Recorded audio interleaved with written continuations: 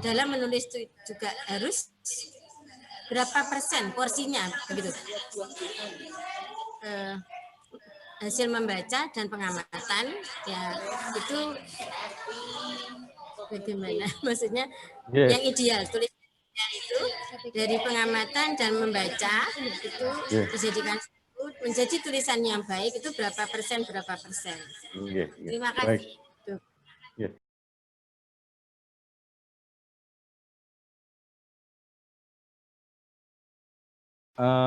Bu Nurin, kalau menurut saya itu tidak ada rumus harus sekian persen. Saya kira nggak ada itu. Jadi berdasarkan pengalaman saja. Kalau memang yang diamati itu bagus, yang diamati itu detail, yang diamati itu penting, ya kita bisa mengungkapkan apa yang kita bisa mengungkapkan apa yang kita amati itu tadi lewat tulisan. Kemudian referensi dari bacaan-bacaan yang lain tuh sedikit nggak apa-apa. Jadi nggak ada persentase yang berapa itu nggak masalah. Kalau untuk akademisi biasanya presentasi dari bacaan ya itu banyak.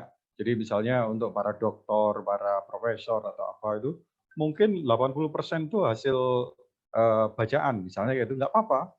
Kalau saya yang di lapangan 90% pengamatan, iya baik-baik juga nggak masalah gitu, sama aja. Jadi tidak ada patokan yang pakem ya antara berapa persen hasil bacaan, berapa persen pengamatan itu tidak ada patokan yang pakem. Jadi berapapun boleh. Kemudian untuk kurang membaca, saya kira yang kita baca itu tidak harus berupa buku-buku ilmiah atau buku-buku yang baku. Kita baca novel nggak apa-apa, Bu. Kita baca resep nggak apa-apa, Bu.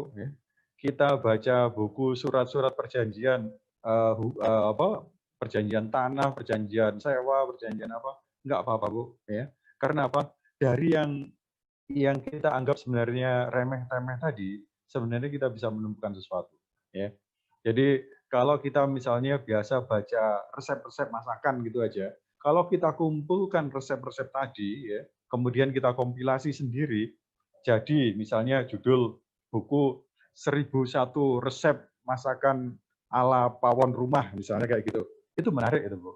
Ya, jadi kita nggak baca buku ilmiah misalnya dampak nuklirisasi dunia dan lain-lain, nggak usah terlalu tinggi. Kita baca resep-resep saja, kita bisa menampilkan buku yang sangat khas kita. Misalnya ibu-ibu pasti suka baca resep-resep untuk masakan, kira-kira kayak gitu. Jadi nggak masalah. Yang penting kita baca. Bacaan tidak harus membaca buku-buku yang berat. Buku-buku yang enteng pun itu bisa jadi sumber tulisan kita, kira-kira seperti itu. Jadi santai aja, Bu.